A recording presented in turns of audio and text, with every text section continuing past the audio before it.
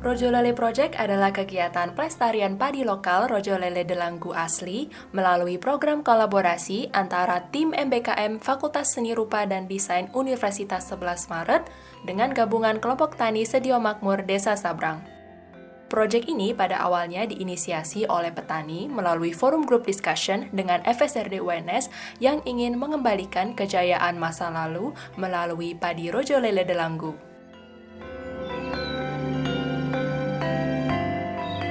Padi Rojo Lele Delanggu adalah jenis padi lokal yang menjadi ciri khas pertanian di kawasan Kecamatan Delanggu.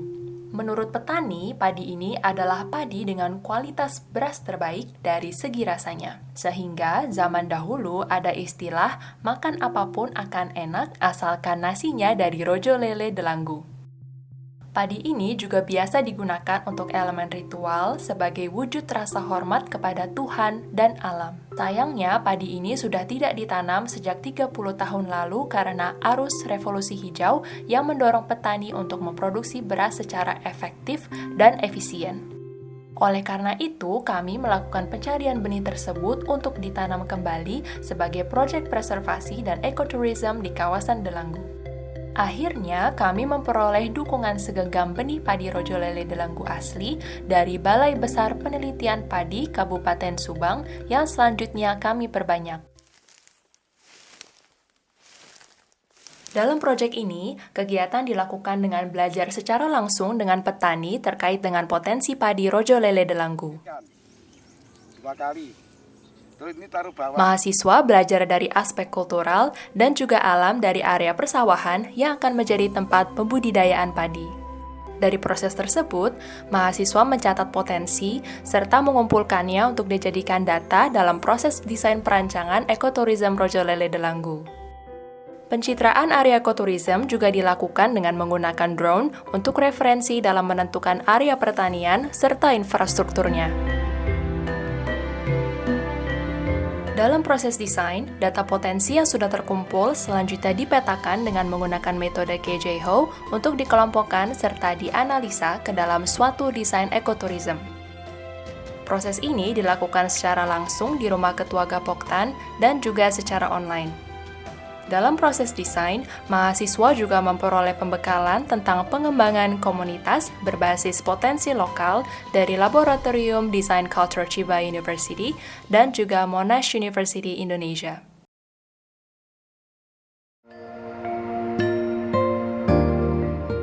Desain yang dibuat meliputi aspek hardware dan software. Aspek hardware merupakan infrastruktur yang terdiri dari gubuk, dekorasi, signage, serta tanaman pendukung. Aspek software merupakan jenis kegiatan apa saja yang dapat dilakukan dalam ekoturism Rojo Lele Delanggu. Hasil rancangan kemudian dipresentasikan oleh tim MBKM kepada stakeholders yang terdiri dari Gapoktan, Dinas Pertanian, dan juga perangkat desa untuk mengetahui masukan, evaluasi, serta finalisasinya.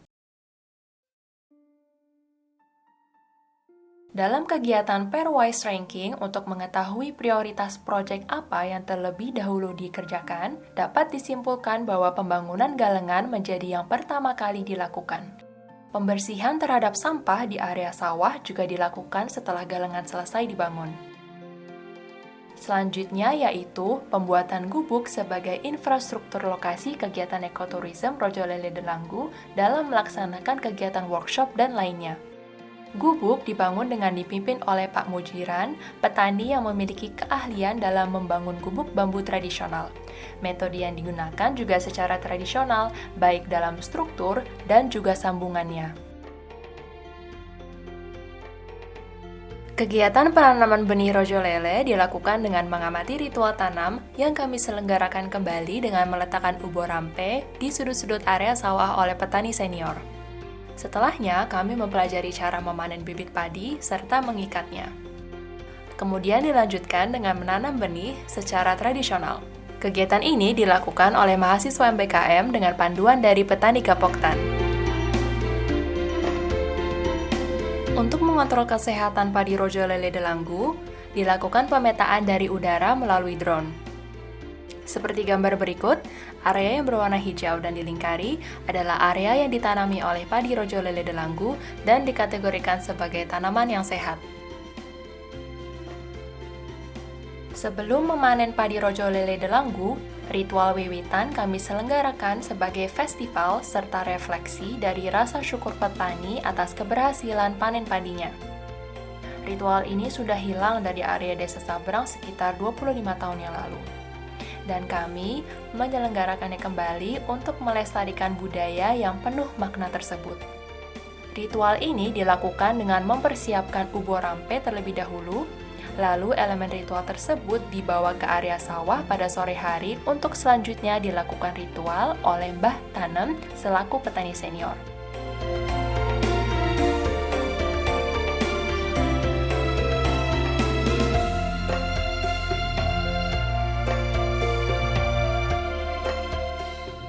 Setelah itu, peserta diberikan makanan yang dinamakan oleh Sego Wiwit untuk dimakan secara bersama-sama. Di keesokan harinya, panen dilakukan dengan kegiatan ngani-yani bersama. Kegiatan ini juga kami selenggarakan kembali untuk melestarikan metode panen tradisional yang penuh akan nilai seperti kesabaran, rasa hormat kepada padi, serta ketelatenan petani. Ngani-yani dilakukan dengan menggunakan alat pisau kecil yang bernama ani-ani dan panen dilakukan hanya untuk padi yang sudah matang saja. Selanjutnya, kami melakukan kegiatan memotong batang padi bersama, merontokkan gabah, dan menjemur jeraminya untuk selanjutnya kami gunakan untuk kerajinan. Padi dari rojo lele Delanggu memiliki kekuatan struktur 2 kali lipat dibandingkan padi pada umumnya, di mana satu batang padi dapat menahan beban hingga 35 kg. Setelah masa panen, kegiatan selanjutnya adalah food culture, yaitu memasak bersama beras rojo lele menjadi masakan yang dahulu biasa dibuat dengan menggunakan beras tersebut. Kegiatan ini dilakukan dengan cara tradisional, seperti memasak nasi dengan menggunakan kukusan dan dandang yang dilakukan oleh Mbah Tanem dan putrinya Mbak Rina. Kegiatan membuat kemasan makanan dari daun pisang dan memasak kue menggunakan bekatul beras rojo lele. Kegiatan ini kami lakukan bersama antara mahasiswa dengan petani sehingga menciptakan suasana yang akrab melalui budaya kuliner. Ekonomi adalah salah satu aspek dari sustainability design. Oleh karena itu, kami mencoba menjadikan beras rojo lele salah satu potensi secara komoditas. Desain dari kemasan yang kita buat terdiri dari 1 dan 2 kg. Desain visual dari kemasan tersebut kami buat berdasarkan diskusi dengan Gapoktan. Dapat disimpulkan ada 3 cerita yang ditampilkan dalam kemasan tersebut, yaitu dari segi budaya, pemandangan, dan juga ekosistem. Proses pembuatan kemasan kami lakukan dengan kolaborasi dengan ibu-ibu kelompok wanita tani. Workshop dilakukan untuk mengajarkan cara mengemas beras rojo lele dengan mengikuti alur quality control yang terstandar. Jerami rojo lele adalah material yang sangat potensial untuk dijadikan kerajinan. Oleh karena itu, kami menyelenggarakan workshop membuat berbagai kerajinan dari material tersebut. Salah satunya adalah workshop pembuatan tali jerami yang merupakan dasar dari teknik pembuatan kerajinan jerami. Dalam kegiatan workshop, kami juga membuat contoh kerajinan lain seperti alas pot dan panci bersama antara mahasiswa dengan ibu-ibu petani.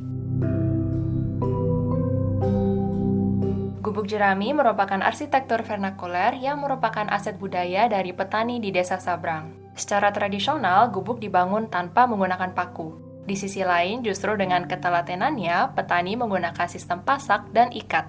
Oleh karena itu, kami berkolaborasi dengan anggota Gapoktan Sedio Makmur, Pak Mujiran, Pak Teguh, dan Pak Gianto yang masih mewarisi kemampuan pembuatan gubuk tersebut. Mencoba untuk melestarikan kemampuan craftsmanship tersebut dengan membangun kembali gubuk damen atau gubuk jerami secara tradisional. Dalam kegiatan ini, mahasiswa juga belajar bagaimana mengolah bambu dan juga bergotong royong membuat atap jerami tradisional.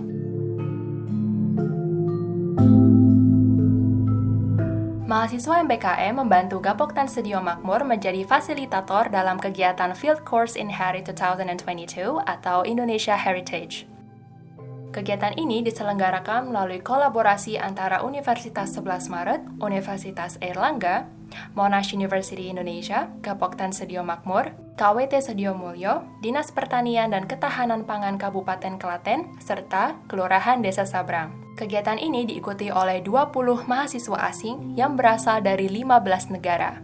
Kegiatannya antara lain Experiencing Rojolele Culture, seminar dengan narasumber lokal maupun internasional, mapping potensi dan budaya, and last but not the least adalah presentasi usulan ide bagi pengembangan proyek preservasi padi Rojolele.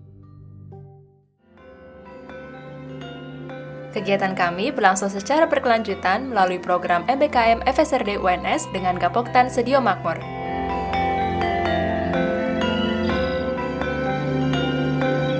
Ikuti terus ya update kegiatan kami di Instagram Sedio Makmur. Sampai berjumpa kembali.